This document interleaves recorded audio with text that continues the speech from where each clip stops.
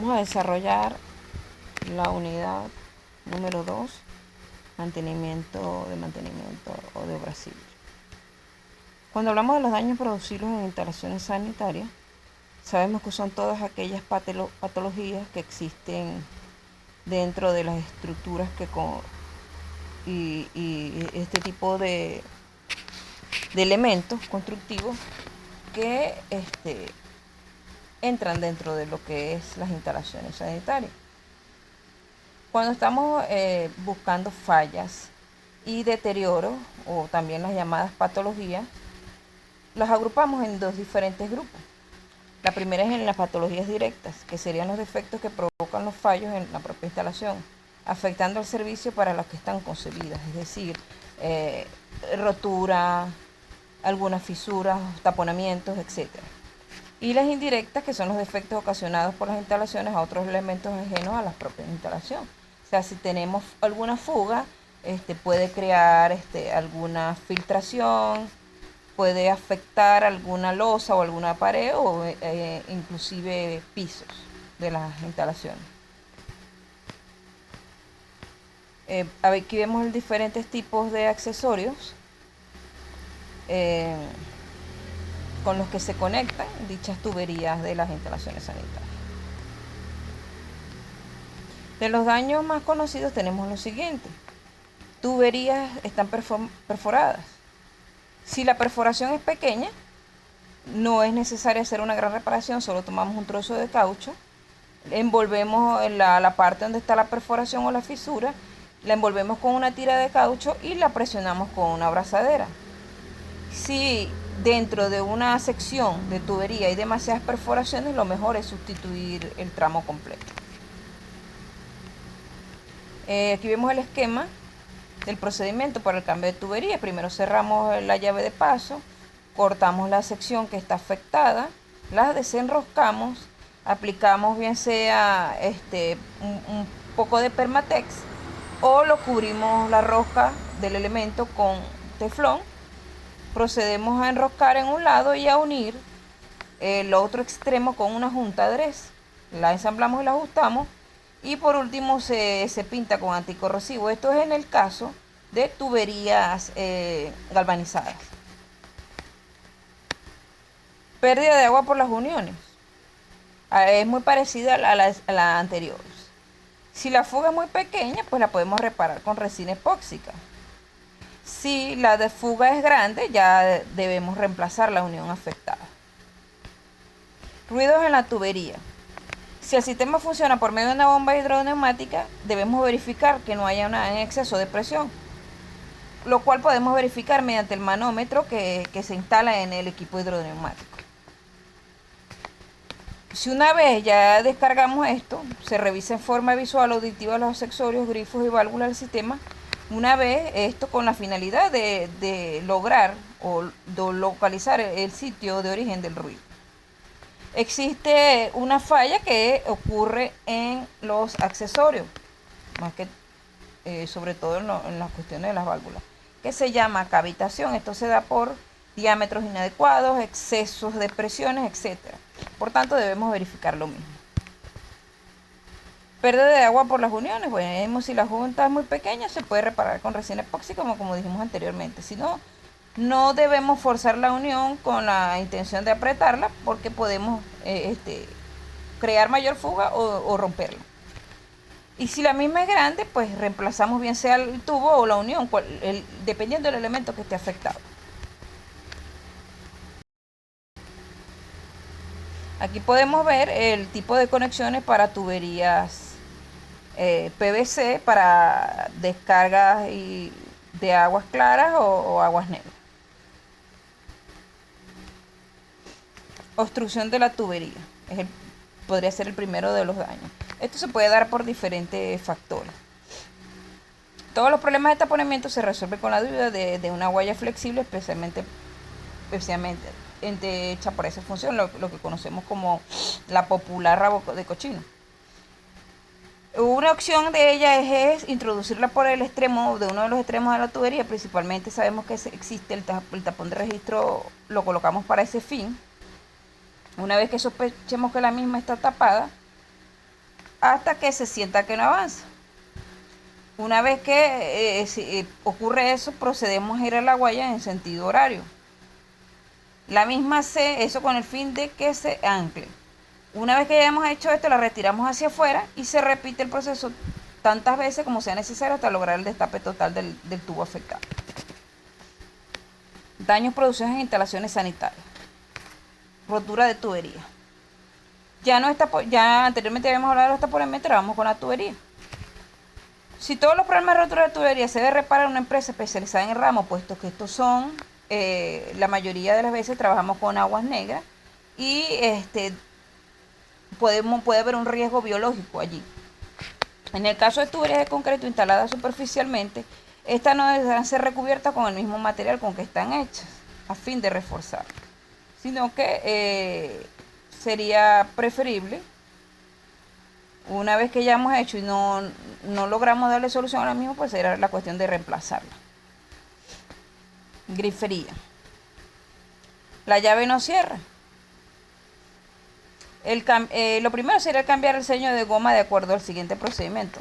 Aflojamos el membrete con el uso de una llave inglesa, sacamos el vástago, removemos el sello gastado, esto en el caso de que sea el sello, colocamos un sello de goma nuevo y volvemos a armar el conjunto. Si hay ruido en la llave, si el daño es el vástago, pues lo que tenemos es que desenroscarlo, cambiar el vástago.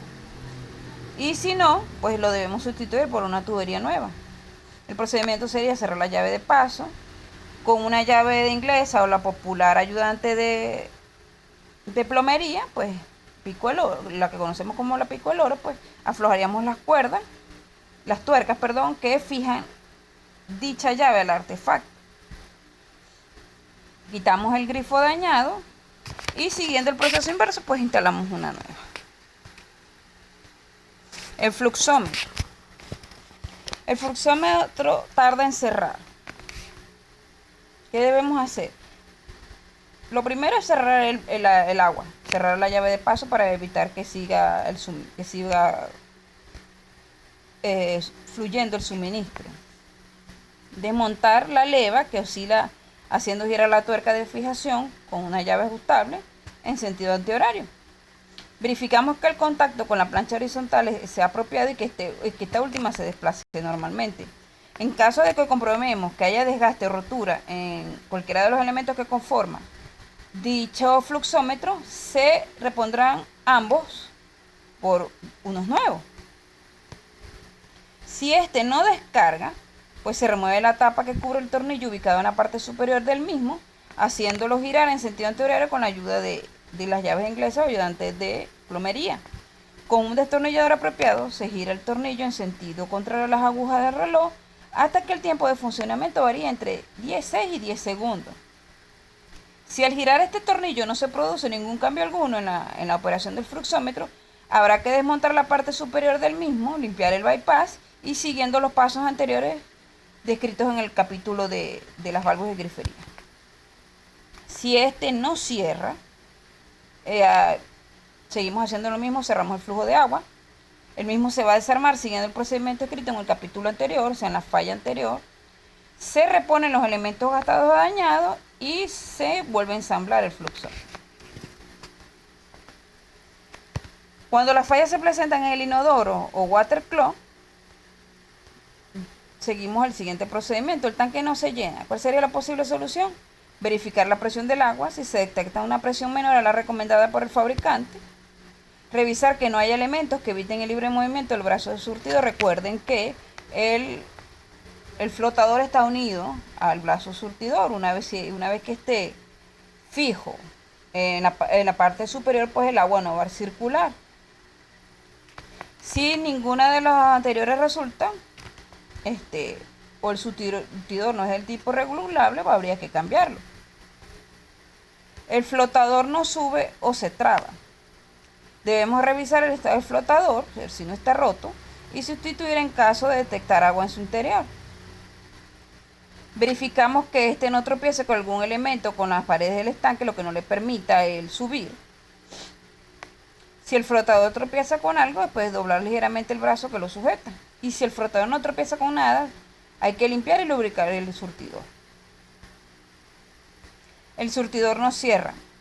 Doblamos ligeramente hacia abajo el sujetador del flotador, de modo de aumentar la presión del sello sobre el asiento de la válvula. Y procedemos a cambiar el sello. Si pierde el agua por la base del surtidor, lo más seguro es que la goma, que no solamente hace de colchón entre el tanque y la base del watercloak, sino que también impide la salida del agua. Si por allí pierde el agua, pues habría que revisar que esté bien colocado el sello, es decir, las tuercas del mismo, y si ninguno de los dos, o sea, está bien colocado y dichas tuercas no están ajustadas, pues habría que cambiar todo el conjunto. El estanque pierde agua por la unión con la taza. Apretamos las tuercas de sujeción y si esto no da resultado, cambiamos el sello. La taza no se limpia bien o no se produce vaciado. Revisamos el nivel de agua. Lo primero es revisar el nivel de agua en el estanque para verificar que esté lleno y que no esté muy bajo. Si el problema persiste, destapamos la descarga presionando repetidas veces sobre el fondo con un sopapo de goma chupón. Esto es en el caso de que haya taponamiento del mismo. Si el chupón no se destapa la pieza, se procederá a usar una guaya delgada según el procedimiento descrito en el capítulo de obstrucción de tuberías. Y si ninguna de estas dos funciona, en última instancia se llamará al plomero para que proceda a remover la taza y desatascarla por debajo. Sellos hidráulicos y sifones. Los sellos hidráulicos y sifones son los que siempre tienen más problemas de taponamiento. Entonces, si el sello se pierde, pérdida de succión, será reponer periódicamente el sello vertiendo agua en el sifón. Pérdida por evaporación, se repone el agua del sello con frecuencia, esto suele pasar. Pérdida por capilaridad, pues es posible que haya un taponamiento, ¿no? Porque el agua no debería llegar hasta allá. Y procedemos a limpiar el mismo y quitar la obstrucción. Los estanques de almacenamiento, pues sabemos que son depósitos que existen en algunas edificaciones para tener el suministro constante de agua. El mismo tiene el registro, que es el acceso interior del estanque, que tiene una tapa de material impermeable y de cierre hermético para evitar la entrada de animales, insectos y agua contaminada. Si la tapa se rompe o se oxida, verificamos periódicamente el estado de la tapa. Si está oxidada, la pintamos con anticorrosivo cuando se detecte el óxido y lubricamos las partes móviles. La tubería de adducción y la válvula del flotador. Esta, así como en el caso del tanque del watercloak, es la que alimenta el agua al estanque de almacenamiento y que cuenta con una válvula que, accionada por un flotador, controla el ingreso del líquido de modo de lograr los niveles adecuados. Si esta válvula se rompe, podríamos solucionarlo mediante que si una de las causas es fallas del material, reponemos por una nueva. Y si hay exceso de presión en la tubería de suministro, instalamos una llave de paso antes de la válvula principal y con ella regulamos la presión del agua. Si el diámetro de la válvula es insuficiente, entonces instalamos una apropiada o bien un grupo de estas llaves. Entran sedimentos en la red de distribución. Para ello hay que verificar que la entrada de la tubería se proyecte por lo menos 10 centímetros sobre el fondo del estanque. Si no es así, debemos corregir la anomalía, añadiendo un nipple. Si en el caso es el exceso de sedimentos en el estanque, pues debemos proceder a limpiarlo.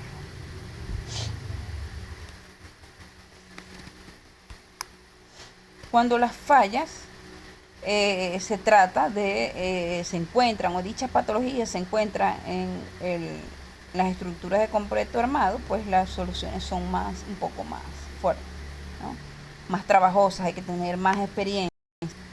Al observar un concreto defectuoso, no solo debemos concentrarnos en el efecto en sí mismo, sino en lo que la ocasiona.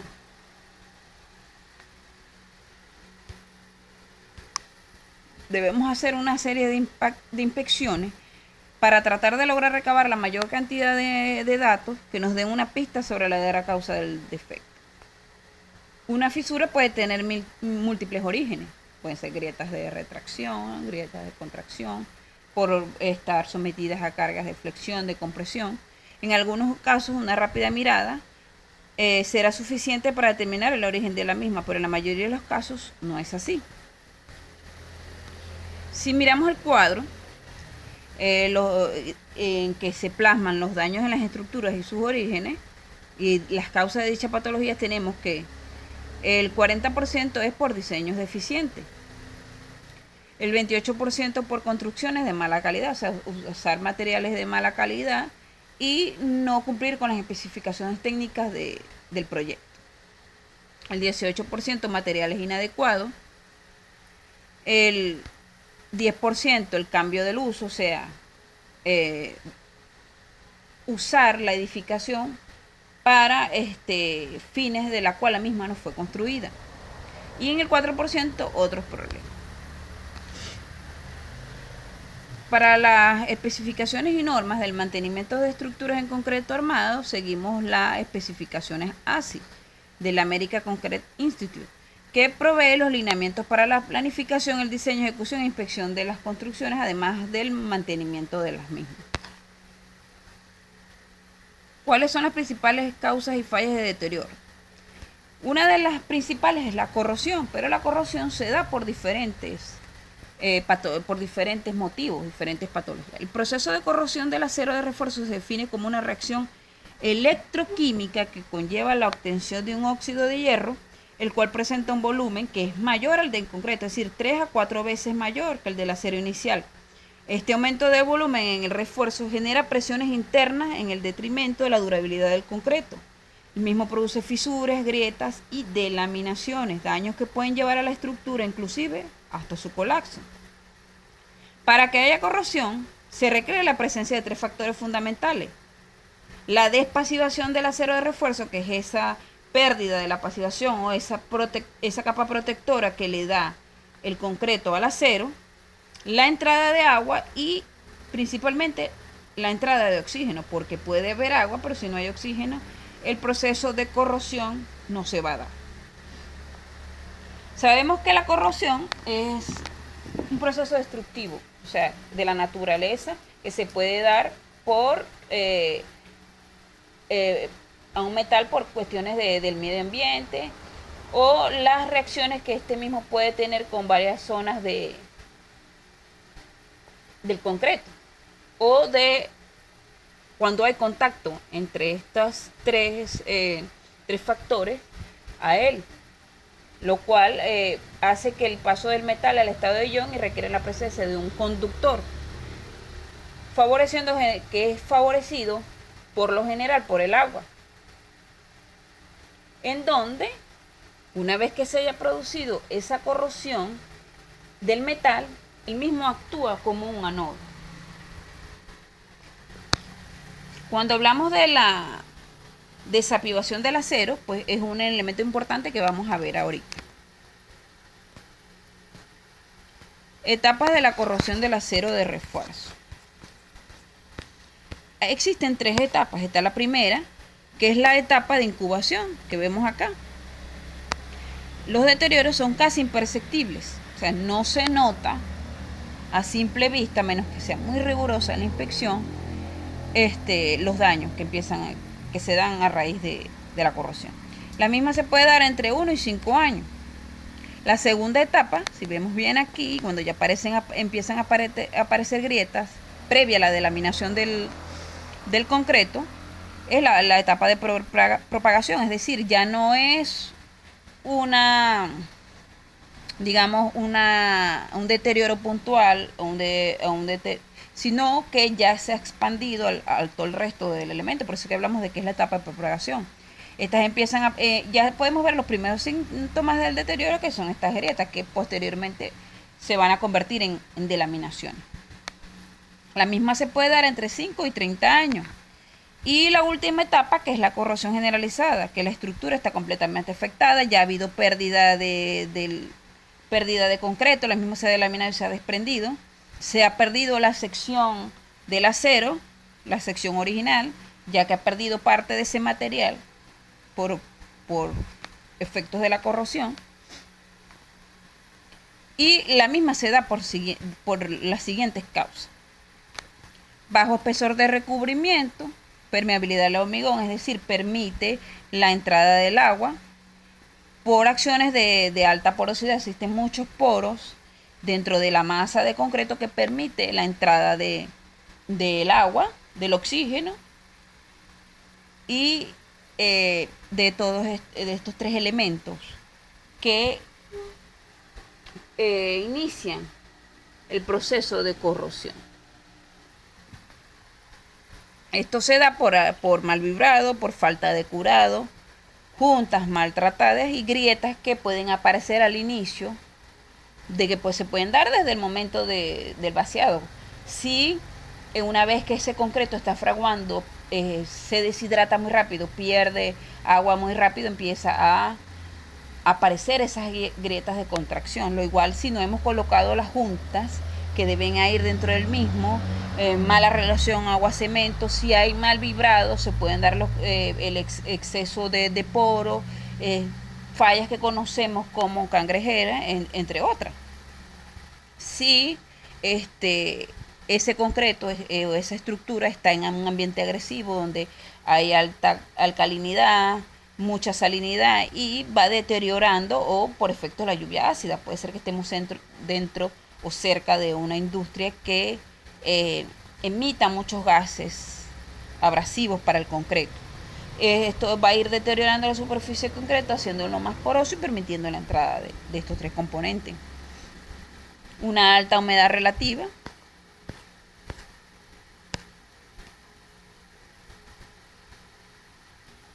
observando la figura vemos que la entrada de humedad, o sea la entrada de agua y oxígeno, hacen reaccionar al acero de refuerzo como un cátodo. Esto una vez que se haya perdido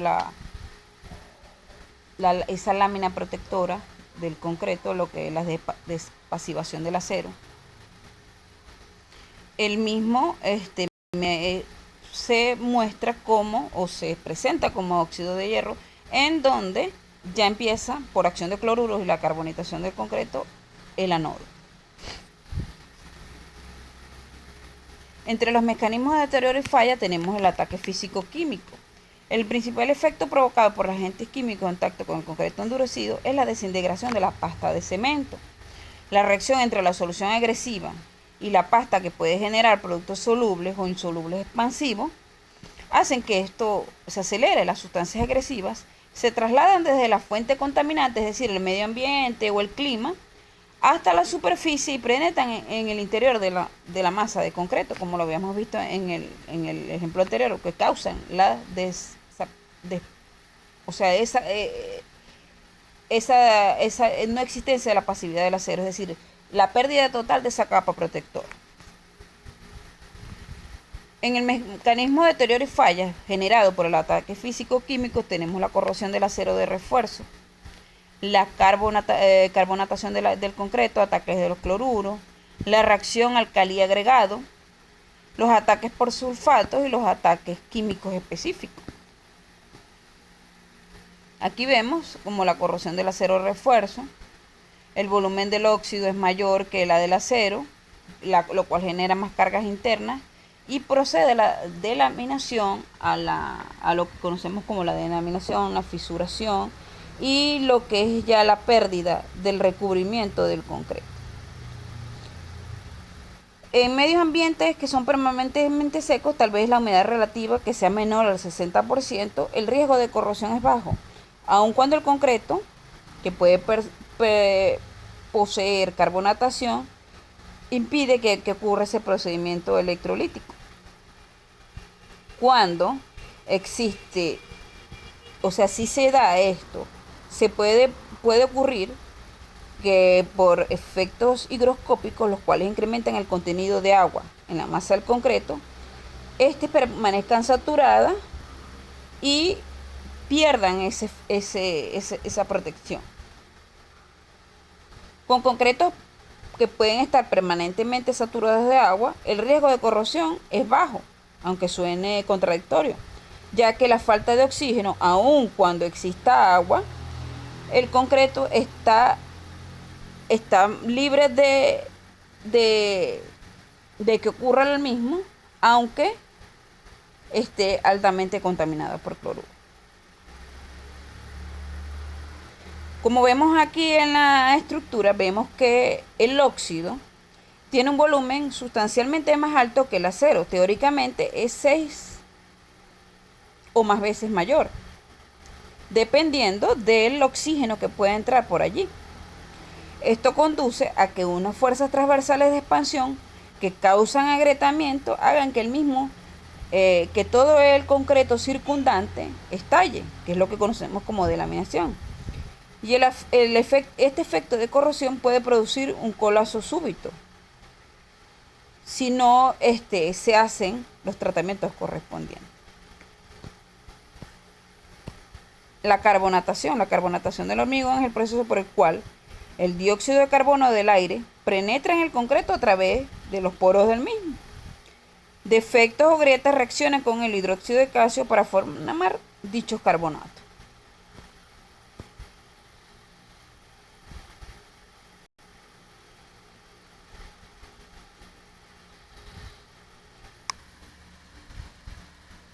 En ambientes salinos, en ambientes con altas concentraciones de carbono, en que la humedad de donde se encuentra el elemento sea baja, se produce en el acero de refuerzo una corrosión que afecta homogéneamente toda la sección. En cambio, en ambientes más salinos, en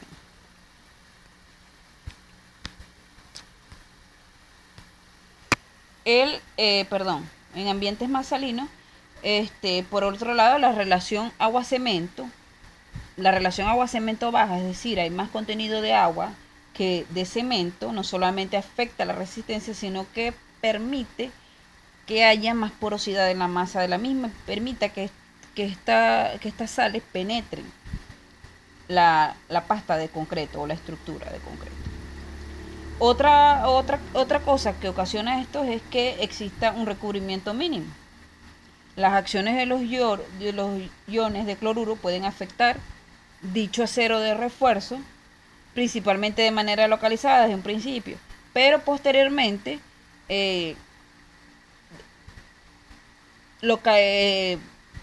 propagándose por todo el acero, produciendo corrosión de tipo picadura que afecta heterogéneamente la sección y favorece la concentración de esfuerzos triaxiales en dichas armaduras de concreto.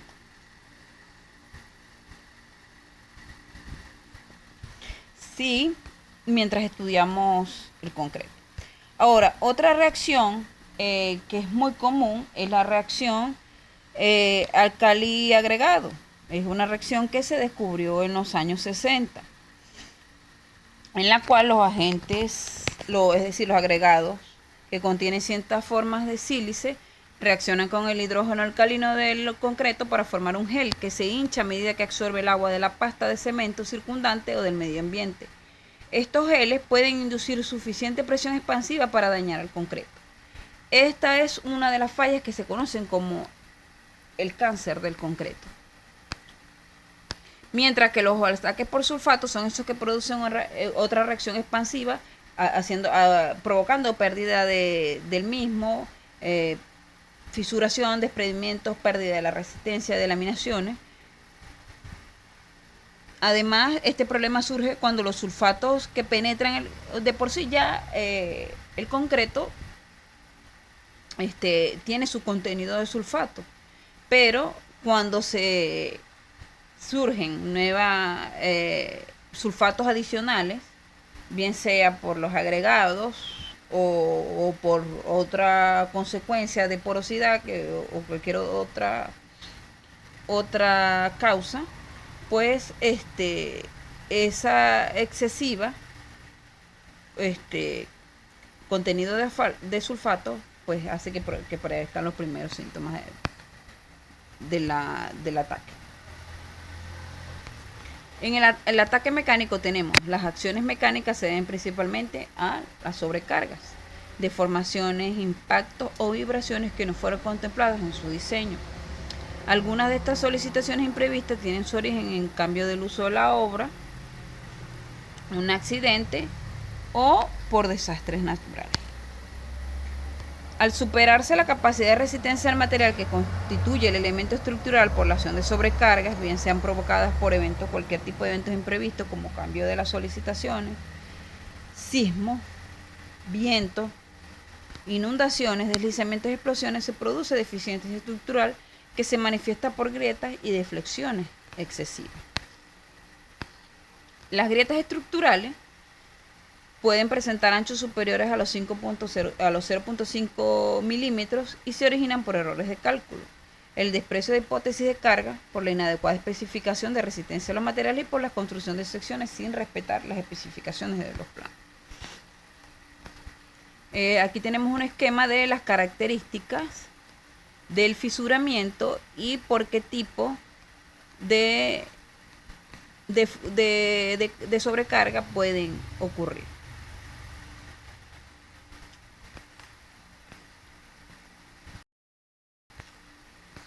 En las deflexiones excesivas. Entre las deformaciones excesivas provocadas por movimientos imprevistos, se tiene que las que son producto de asentamientos del terreno y las impuestas por eventos fortuitos como los desastres de sismos, vientos, inundaciones, deslizamientos y explosiones. Aquí tenemos un ejemplo de dos vigas que han sido afectadas por esfuerzos de corte y flexión generadas por un sismo. Impactos y vibración. Los impactos y vibraciones pueden propagar grietas que se desarrollan conforme pasa el tiempo. El diseño por vibración debe considerar el efecto de las cargas dinámicas, evitando la resonancia que se produce cuando la frecuencia natural de la estructura es similar a la frecuencia de la fuente vibrante.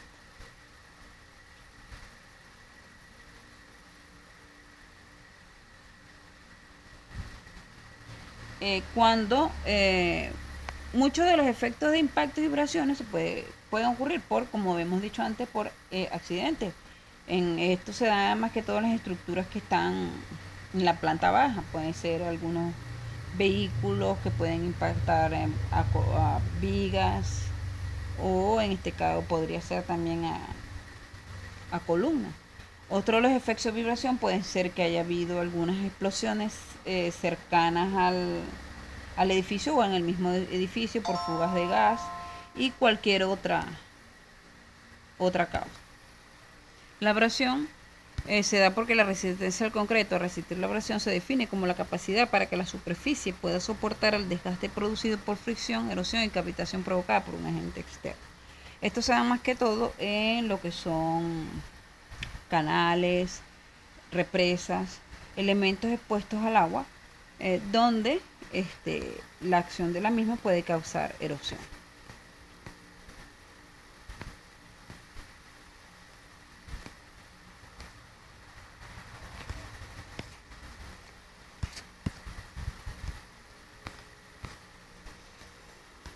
Además de este conjunto de ataques mecánicos, que dijimos que son los impuestos por impactos y vibración, existen otras causas que pueden provocar la ocurrencia de este fisuramiento. Ya habíamos hablado que el cambio de uso, o sea, si son edificaciones que son destinadas de viviendas a oficinas, pues estas van a tener que disponer con zonas de archivos que generan sobrecargas de servicio al edificio.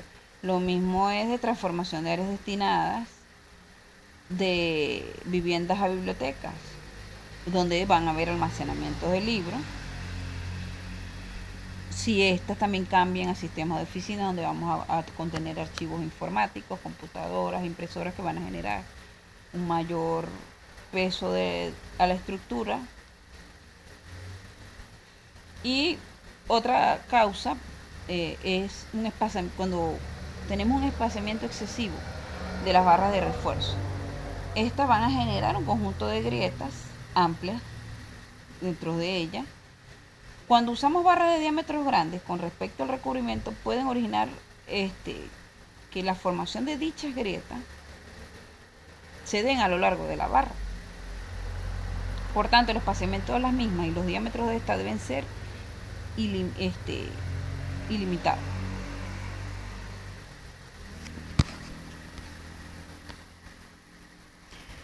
En cuanto al mantenimiento, es decir, a las actividades que podemos hacer para evitar los mismos, lo primero sería crear una protección anticorrosiva. La impregnación que protege a tanto las partes anódicas que catódicas de la célula de la corrosión. Este efecto de doble acción retrasa drásticamente el inicio de la corrosión, protege el acero depositando una barrera física en forma de capa protectora sobre la superficie de refuerzo del acero, y esta barrera inhibe la corrosión del mismo. Una vez que, ¿cuáles son las reparaciones que se dan una vez que ya hayamos tenido una tercera etapa o una segunda etapa también de la aparición de la corrosión? Lo primero sería la demolición del concreto afectado hasta descubrir el acero que presenta corrosión a unos centímetros después de que encontremos la barra. O sea, de manera de que cuando hagamos los tratamientos de aplicación de anticorrosión, pues esta penetre bien. Una vez que se haya descubierto, pues se limpia la limpieza de las armaduras y de la circundante de la misma. Puede ser a presión, ¿no? Con chorros de arena. Protección del acero refuerzo con EPOCEM o anodos de sacrificio. Tal como vemos en la imagen, perdón, me adelanté un poco. Vemos estos, tenemos un ejemplo de ellos aquí en uno de los artículos de SICA, que son una serie de protectores del acero de refuerzo. Uno de ellos sirve hasta como unión entre ese acero, entre el concreto viejo y el concreto nuevo. También vemos en la imagen los anodos de sacrificio, que son aquellos anodos que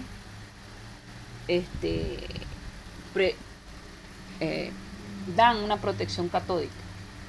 Esto es uno de los métodos electroquímicos que más se utiliza para evitar la corrosión de las estructuras. Los anodos de sacrificio consisten en utilizar un elemento con una electronegatividad menor, el cual actuará como anodo, mientras que el elemento a proteger actuará como cátodo, produciendo así que el flujo de electrones que se da en la barra de acero vaya de cátodo a anodo, haciendo que el anodo de sacrificio sufra el proceso de corrosión. Asimismo, existen otros tipos de protecciones catódicas donde el terminal positivo de la fuente debe conectarse a otro nodo auxiliar, mientras que el negativo se conecta a la armadura, la cual la protege, haciendo que ésta actúe como cátodo y así evitar la corrosión. Este tipo de protección, o sea, la aplicación de inhibidores de protección en estructuras ya construidas, se lleva a cabo directamente sobre la superficie del concreto. Este concreto, esto fue lo que mostramos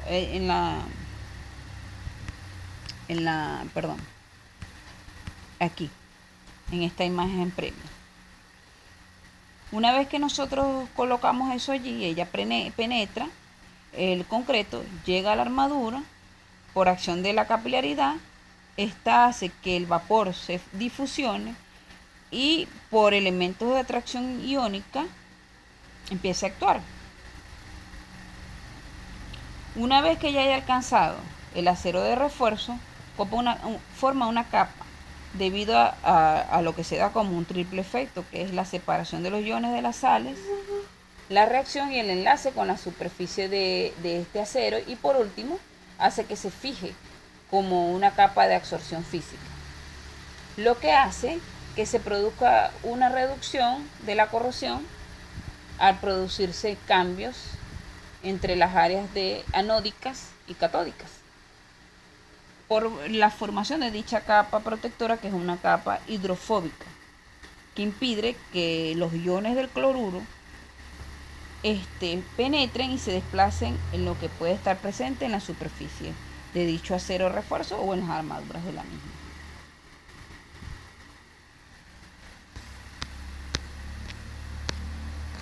Por tanto, pues el uso de cualquiera de los dos métodos es altamente efectivo. La otra es, perdón, me adelanté mucho. Vamos otra vez al lugar. Otra que podemos hacer, una vez que ya hayamos usado los aditivos protectores del acero de refuerzo, es colocar un puente de adherencia y anclaje de acero. En uno de los que vimos anteriormente, aquí donde vemos la pared de bloque rojo y la armadura que está siendo pintada, este es con uno de los aditivos de Posen, que a la vez sirve como puente de adherencia. En este caso no estamos usando este tipo de aditivos, sino que se utilizan como puente de adherencia resinas epóxicas que me van a permitir unir el concreto, que haya una adherencia entre el concreto viejo y el concreto nuevo. Adicionalmente a ello debemos usar anclajes de acero que van a estar anclados al concreto para que el mismo haga de refuerzo y nos ayude más a que se cree esa adherencia entre el concreto viejo y el concreto nuevo. Claro, porque una vez que ya las armaduras estén tratadas y recubiertas, pues tenemos que procederla a recuperar la sección colocando un concreto nuevo, el cual va a ser mediante el uso de concreto proyectado, shotcrete, o concreto estructural vaciado en sitio, que por lo general es expansivo fluido tradicional, con el uso de fibras y aditivos acelerantes del fraguado de cicloruro. El uso de estas fibras, ya eso no es una tecnología nueva, eso se hace hace mucho tiempo, sirve como una especie de refuerzo, pero que va dentro de la pasta de concreto, la cual evita el alto fisuramiento del mismo. Y dichos aditivos acelerantes del fraguado, obvio sin cloruro, porque sabemos que el cloruro es uno de los que atacan el concreto, al acelerar el fraguado, pues primero permite que el concreto obtenga una mayor resistencia rápidamente y que el elemento pueda ser puesto en servicio en poco tiempo. Pues ahí vemos las imágenes a la izquierda de cómo se hace con el concreto proyectado shotcrete, y del lado derecho una vez que lo estemos vaciando de manera tradicional. La última etapa es la reparación, el recubrimiento y protección del sellado de junta. El recubrimiento de protección, que es muy similar al que vimos en la primera página, en la primera imagen, donde cubrimos una vez el elemento reparado y las juntas que queden dentro de ellas selladas para evitar la entrada del agua y de oxígeno. ¿Cómo se reparan las fisuras?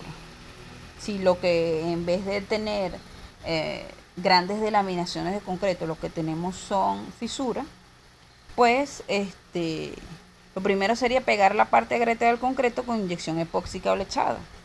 Esto se hace para reparar grietas inactivas, es decir, grietas que no siguen abriéndose y cerrándose, contrayéndose. Son grietas que siempre mantienen su mismo ancho, las cuales reducen significativamente la resistencia y la rigidez del elemento.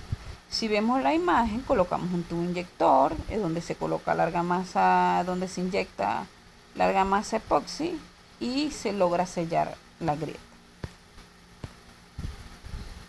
Aquí vemos un ejemplo de la aplicación por inyección y las acciones por gravedad, con epóxicas o lechadas. Otra es remachar el concreto agrietado con dovelas. Sirve para disminuir el crecimiento de la grieta y para reforzar el elemento cortante. Agrandar la grieta y calafatear o con un sellero flexible o semirrígido. Ya vamos a explicar por qué. Es una acción que se puede utilizar en grietas activas para prevenir que se introduzca agua y reducir una posible corrosión. Este método, la grieta se debe agrandar con una abertura de por lo menos 0.64 centímetros, es decir, un cuarto de pulgada, hacia adentro, trazando, ranurando, cincelando y posteriormente limpiando con un chorro de agua, arena o aire comprimido y aplicando un sellador. Aquí cuando hablamos de que son grietas activas, son grietas que pueden seguir contrayéndose. Por tanto, no es recomendable usar una resina epoxi, sino un sellador flexible o semirrígido, porque al hacer grietas activas, estas van a seguir moviéndose y puede generar que por como el adhesivo epóxico es un material rígido, la grieta aparezca al lado de la que ya se había sellado. Y por tanto se debe utilizar esta técnica para evitar eso. Aquí en las imágenes pues vemos el procedimiento. Aquí en la primera imagen pues ya está todo hecho. Tenemos allí los puertos de inyección, que es por donde se introduce el sellador epóxico, y que es la parte de arriba, que es la que se abrió, y la de abajo es donde ya la grieta que ya existía. Aquí vemos el procedimiento. Con un esmeril se empieza a cortar el concreto. Se colocan los puertos de inyección, que son estos tubitos plásticos que se ven allí. Allí se van a introducir lo que son los selladores, y posteriormente pues vemos una imagen de cómo queda una vez que ya se haya hecho la inyección, el curado. Ok. Otro de los trabajos que se hacen en estos casos es reforzar. Los mismos se hacen en varios casos. La primera, cuando hay incremento de cargas. O sea, cuando el elemento que se construyó va a estar sometido a cargas mayores a las que originalmente fue diseñado. Recuperación de miembros dañados o débiles. Modificación del sistema estructural. Incremento de la capacidad de la estructura, errores de diseño y de construcción. Y además de lo que vimos anteriormente, si la corrosión ha hecho daño al acero de refuerzo o originó pérdida de sección, pues debemos reforzar. Sistema de refuerzo estructural. Existen varios. Tenemos los arrastramientos metálicos, pantallas de hormigón reforzado, encamisado en hormigón en concreto reforzado, encamisado metálico, platinas metálicas, adición de perfiles metálicos, contrafuertes, que son los que vamos a ver a continuación. Aquí tenemos los arrastramientos metálicos como medida de refuerzo, encamisado de acero refuerzo con planchuelas de acero. Vemos las columnas pues con el refuerzo metálico, y y el otro es el encamisado de concreto reforzado, que vemos que alrededor del elemento se coloca una armadura nueva, la cual posteriormente va a ser se le coloca el puente de adherencia y posteriormente el concreto lanzado. Otra medida de refuerzo es la adición de perfiles metálicos. Aquí lo vemos en las losas de un puente. Ahora, cuando hablamos de mantenimiento de estructuras de acero, el acero es el material que se ha utilizado y se sigue utilizando tanto en las estructuras existentes como aquellas que son empleadas como labores de refuerzo, ya sean utilizando presillas, platabandas o cuartelas, o en los elementos armados. Los distintos tipos de acero que se utilizan son los que se exponen a continuación. Aceros laminados en caliente, que son los no aleados y no resistentes a la corrosión. Estos aceros tienen una microestructura normal y suelen ser soldables. Los aceros especiales, que son de grado fino y apto para la construcción soldada, y los aceros autopatinables con resistencia mejorada a la corrosión atmosférica. Cuando vamos a inspeccionar elementos metálicos o de acero estructural, debemos comprobar la inexistencia de deterioros de las alas y las posibles pérdidas de sección. Comprobar que la inexistencia de formaciones en los rigidizadores. Comprobar la inexistencia de bolladuras o ondulaciones en las alas y alma de las vigas. Comprobar la alineación y los posibles daños por impacto de vehículos en las alas inferiores. Y comprobación de la inexistencia de fisuras o corrosiones en las soldaduras. Los mecanismos de deterioros y de fallas que se dan en el acero estructural son los siguientes. La primera es la de origen químico, que inciden en la resistencia del mismo. Corrosión química y con la corrosión electroquímica. Lesiones de origen físico-mecánico, que es rotura por fatiga, desgarro laminar, deformaciones generales de la estructura, en uniones soldadas y en uniones atornilladas. Lesiones de origen químico. La corrosión de la estructura es el daño principal y más frecuente en estructuras metálicas. En las estructuras de ingeniería civil, al encontrarse la intemperie, el riesgo de la corrosión es alta y esta debe compensarse con un programa de mantenimiento adecuado. Cuando esto no se hace, empiezan a aparecer los mecanismos de deterioro y de falla, entre siendo la principal, no solo en el caso de concreto es una de las fallas principales, pues en el acero expuesto es mayor. La corrosión de la estructura es el daño principal y más frecuente en estructuras metálicas, como lo vemos aquí. La corrosión química. Esta variedad comprende el ataque por reacciones químicas en un medio ambiente, ya sea gaseoso, líquido o que no sea electrolítico. La electroquímica se da por corrientes eléctricas entre dos zonas de metal con potenciales diferentes que hace que una de ellas actúe como anodo y el otro como cátodo.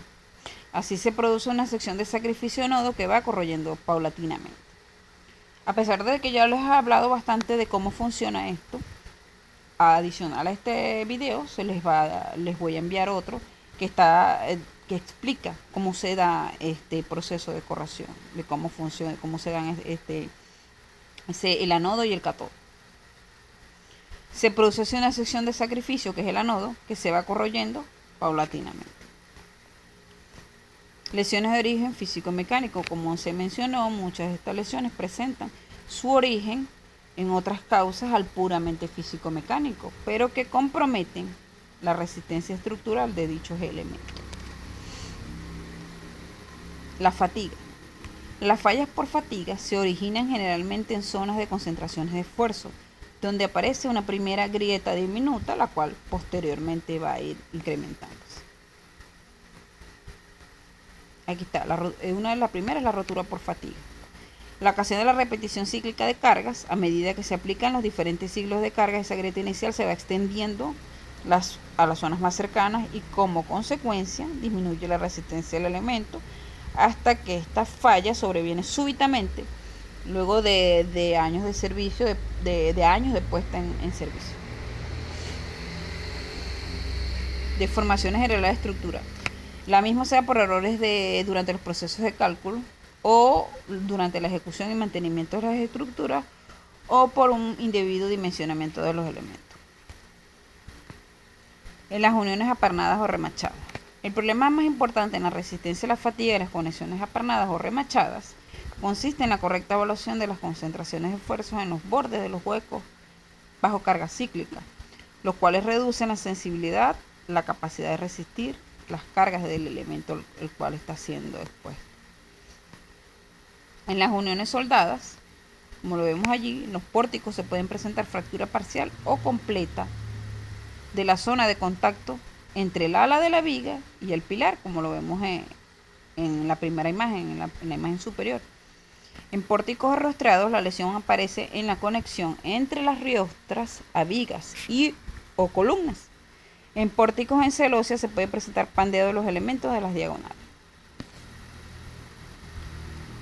En el metal base, las fisuras no mayores, cuando queremos hacer ciertas reparaciones, en fisuras no mayores a 20 milímetros de longitud es usual pasar un cordón de soldadura por encima de dicha fisura. Obviamente en ambos lados de las caras de la plancha afectada. Cuando son fisuras de mayor longitud, la solución es cortar y retirar la zona completa, la zona de deterioro, y reemplazar esta por una nueva plancha y soldarla en todo su perímetro. Adicional a ello, se debe tratar la superficie con un revestimiento protector, como lo vemos aquí en la imagen.